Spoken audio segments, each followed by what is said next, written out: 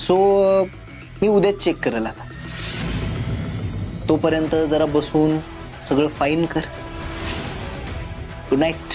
अहो पण तुम्ही चेक पण केलं नाही आणि फाईन करायला सांगताय. बाईनं काम केलंय ते. तिनं किती चांगलं करायचा प्रयत्न केला तरी ते होत नाहीच. आता किती वेळ लागला तरी इथं थांबून हे काम फाईन करायचं आणि मगच घरी जायचं. चला कामाला लागा.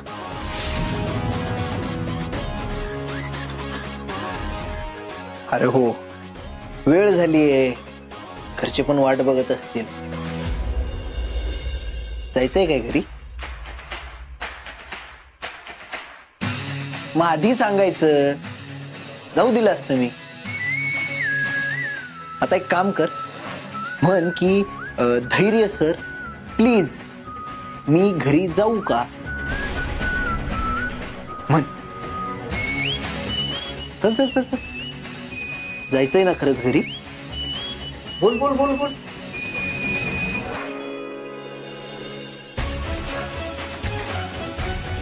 मी घरी जाऊ का? असं कसं? प्लीज म्हणायला भाऊराव येणार आहेत. बोल पटकन.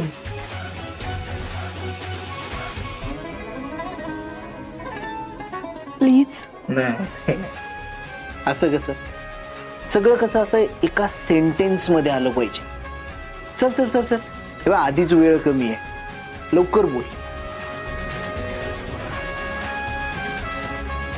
धैर्य सर. हा, पुढं? मी प्लीज घरी जाऊ का? जा.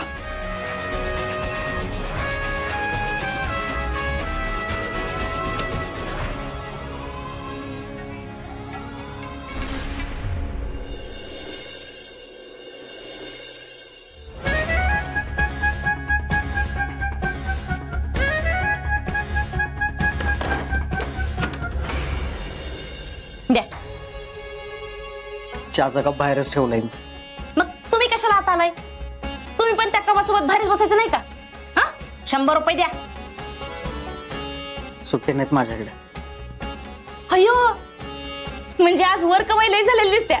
बघितलं का? केलं की सगळं होतंय. दीपे तू जरा थंड घे. काय वरची कमाई विमाई केलेली नाही. बाजारासाठी ठेवलेले 500ची नोट आहे माझ्याकडे. अरे देवा, तू तुमच्या जिंदगीवर साधं वर कमाईत 100 रुपये काढता येत नाही तुम्हाला? अगे ते बिस्किटाच्या पुढ्यात बिस्किट काढणे एवढं सोपं आहे? सदान कदा खादीचा विषय डोक्यात असल्यावर वर कमाईतले पैसे कसे काढता येतील? तुम्ही जर हे सगळं केलं नाही तर आपलं काय होईल?